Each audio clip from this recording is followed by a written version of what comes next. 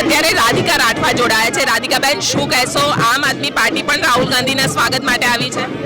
બિલકુલ, ઇન્ડિયા ગઠબંધન થયું છે અને કોંગ્રેસે આપને સમર્થન આપ્યું છે, આપે કોંગ્રેસને સમર્થન આપ્યું છે। ગુજરાતમાં 2 સીટ આપને આપી છે, જેમાં કોંગ્રેસ ભરૂચ અને ભાવનગરમાં અમારા જે કેન્ડિડેટ્સ છે ચૈતરભાઈ અને ઉમેશભાઈને ટેકો આપે છે અને એ બધા મહેનત કરશે એ સીટ જીતાડવા માટે। એવી રીતે 24 સીટ જે કોંગ્રેસને ફાળવામાં આવી છે, એમાં જે રીતે અમારી છોટાઉદેપુર પણ કોંગ્રેસને આપવામાં આવી છે, તો અમે એમના સમર્થન કાર્યકર્તા। મને લાગે છે કે ગઠબંધનથી ફાયદો તમને થશે। હવે એ આગળનો નિર્ણય છે। હાલ પૂરતું તો આ લોકસભા કેવી રીતે જીતવાની અને ભાજપ સરકાર એમની ગેરનીતિ સામે એ રણનીતિ પર અમે કામ કરીશું। આજે આ વખતે તમારા લોકોનો ચૂંટણીનો મુદ્દો શું હશે? તમે જનતાની વચ્ચે કયા મુદ્દા સાથે જશો?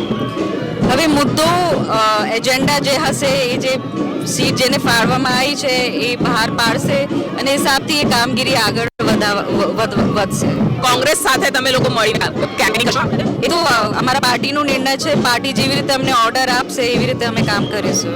લોકચાહના બહુ છે, લોકો રહે છે અને એમને જોવા લોકો તૂટી પડે છે। એ અમે ત્યાં કામગીરીમાં છે, આજે અમે આવ્યા છે ત્યાંથી, પછી બીજી પણ કામગીરી છે અમે કરવાના છે। અને ચેતરભાઈ તો ભરૂચ લોકસભા જીતવાના અને 100% જીતવાના છે। પણ લાગે છે મનસુખ વસાવા 5 ટર્મ જીતેલા, હવે એમના માટે એમને હરાવવા એટલા આસાન પણ નથી। આસાન નથી, પણ એક ગાયબ પણ નથી લેતા। ફક્ત ચેતરભાઈ જ ચાલે છે ભરૂચ લોકસભામાં। પણ એટલી આસાન લાગે છે કારણ કે ત્યાં આગળ કોંગ્રેસમાં પણ અંદર ઘણા બધા સમસ્યાઓ છે। તમને લાગે છે કોંગ્રેસ પણ ખુલીને સપોર્ટ કરશે ચૈતર વસાવાને? મુમતાઝ પટેલ છે, ફૈઝલ પટેલ છે, આ લોકો નારાજ હતા। એ નારાજગી હવે દૂર થઈ ગઈ છે। જે પણ કન્ફ્યુઝન હતું એ બધું દૂર થઈ ગયું છે અને બધા કામમાં લાગી જવાના છે। હમણાં પણ કોંગ્રેસના કાર્યકર્તા કામે લાગી ગયા છે, જે પણ કામગીરી કરવાની છે। તો પહેલે જે મન દુઃખ હતું એ બધું પતી ગયું છે। હવે બધા જોરથી ચેતરભાઈને જીતાવવા કાર્યકર્તા લાગી જવાના છે। આજે ચૈતરભાઈનું મુખ્ય એજન્ડા શું હશે?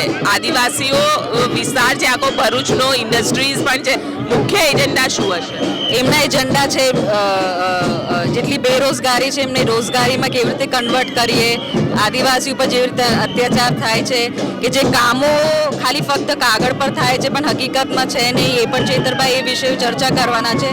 એમ સારા બહુ એજન્ડાઓ છે। ભાજપની ગેરનીતિઓ સામે લડત આપવાના છે અને એમને બહુ ખૂબ જન સમર્થન છે ચૈતરભાઈને। પણ નર્મદા જિલ્લામાં તો પ્રવેશી નથી શકી રહ્યા, ભરૂચમાં રાત નથી રોકાઈ શકી રહ્યા। નર્મદા જિલ્લામાં ના આવી શકે, પણ એમના સૈનિકો ત્યાં છે અને ખૂબ મજબૂત છે અને એ ખૂબ લડત આપવાના છે। મૂવી સુધી ચેતરભાઈ આવે છે અને એમનું વાતાવરણ બહુ જોરદાર છે। આજે નેત્રંગમાં ત્યાં રેલી છે રાહુલ ગાંધીની અને ત્યાં આગળ ચૈતર વસાવા અને આખી આમ આદમી પાર્ટીની ટીમ પણ ત્યાં આગળ હશે। એનાથી લાગે છે ફરક પડશે? બિલકુલ, આપ જોજો જ્યારે રેલી ત્યાં પહોંચે તમને પગ મૂકે અને ખૂબ સરસ કાર્યક્રમ થવાનો છે। બિલકુલ, આમ આદમી પાર્ટીના કાર્યકર્તા અહીંયા પહોંચ્યા છે અને